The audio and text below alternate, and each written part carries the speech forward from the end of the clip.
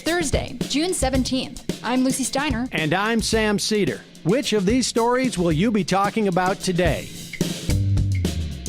A new report says 8 million Americans are at imminent risk of getting thrown out of their homes. President Joe Biden could spare them with a stroke of a pen, but he hasn't yet made a move to do so. Meanwhile, research shows that the country's richest families have done spectacularly well during the pandemic. That's in part because they still aren't paying their fair share of taxes. And lastly, months after the Capitol insurrection, the Proud Boys and the Oath Keepers are strapped for cash and bleeding members. Where's Daddy Trump when you really need him?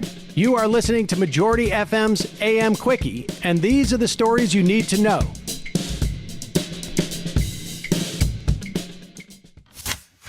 More Americans will be homeless very soon, this report from CBS News suggests. Even as the nation rebounds from the pandemic, more than 2 million homeowners are behind on their mortgages and risk being forced out of their homes in a matter of weeks, a new Harvard University report warns. Most of the homeowners at risk are either low income or families of color, said researchers behind the 2021 State of the Nation's Housing Report.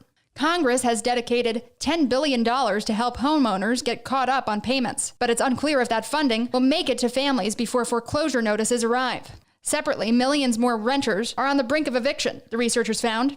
Census data show that 6 million households are still behind on rent and could face eviction at the end of June, when federal eviction protections expire. The Center for Disease Control order halting some evictions and federal limitations on foreclosures for federally backed housing both expire on June 30th. Advocates have pushed for the Biden administration to extend both, but there is no indication an extension will happen. CBS reports that more than 7 million homeowners took advantage of the foreclosure moratorium passed as part of the CARES Act last spring. The provision was extended by the Biden White House. As of March 2021, most of those homeowners have started repaying lenders, but that leaves about 2.1 million still behind on their mortgages. Biden must act now to keep those families, including renters, housed.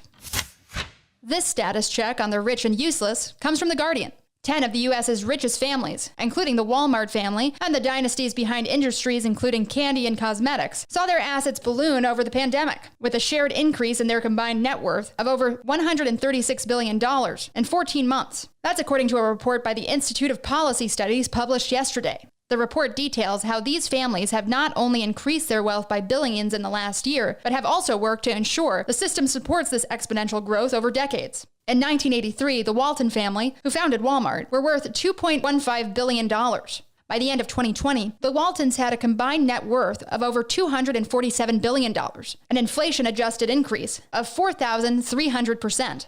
The wealth of the Mars Candy dynasty increased by 3,500% over the same period. According to The Guardian, Chuck Collins, the co-author of the report, said these families weren't just making more money, they were also getting better at putting it out of reach of taxation. The report outlined several proposals to curb this wealth accumulation, including the Make Billionaires Pay Act, a proposal introduced in 2020 to institute a one-time 60% pandemic wealth tax on billionaires. But more must be done, Collins said, to stamp out tax loopholes, offshore tax havens, and certain trusts that allow families to hide their wealth. Or we could simply eat the rich. Hey, Majority.fm's AM Quickie is fueled by JustCoffee.coop. Just Coffee is a worker-owned coffee roaster based in Madison, Wisconsin that has sponsored the Majority Report for nearly a decade. Check out their collection of fair trade roasts, including our own Majority Report blend. And regardless of what you order, receive 10% off of your order when you use the code MAJORITY at checkout. All shipping, of course, is free. That's coupon code MAJORITY at justcoffee.coop.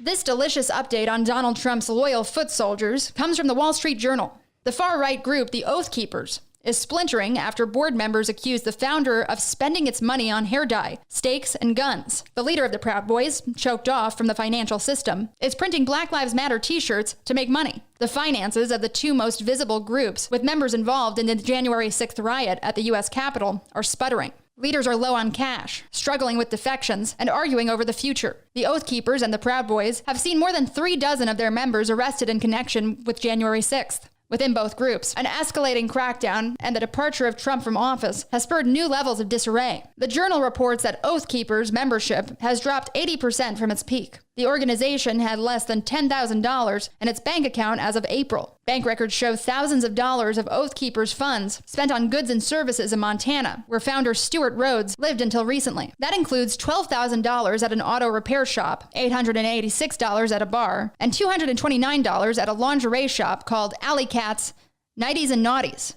The Proud Boys aren't faring much better. Members have turned to cryptocurrency, local credit unions, and alternative payment brokers to replace a mainstream financial system that has largely cut them off. There's a lesson here, folks. Anti-fascist organizing actually gets results. And now, for some quicker quickies. Quicker quickie. Politico reports that the U.S. and Russia will return their ambassadors to Moscow and Washington, D.C., respectively, following President Joe Biden's summit with Vladimir Putin yesterday. They concluded their summit, which Putin called constructive, earlier than expected, after about 4 hours with breaks. Could have been a Zoom call. The AP reports that Israeli aircraft carried out a series of airstrikes in the Gaza Strip yesterday. There were no immediate reports of casualties. They were the first such raids since a shaky ceasefire ended the war with Hamas last month. The new Israeli government is not off to a great start. NBC News reports that Minnesota authorities changed the driver of an SVU that plowed into a protester-filled intersection with second-degree murder. The Sunday crash killed one woman and injured another person. Nicholas D. Krause, 35, is jailed on $1 million bail and is scheduled to appear in court today. He has a lot to answer for.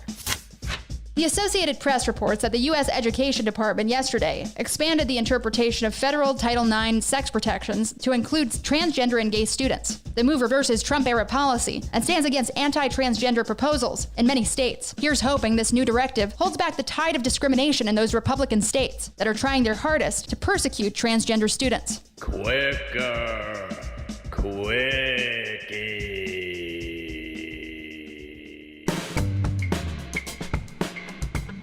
That's it for the Majority Report's AM Quickie today. Sam and Emma will be with you shortly.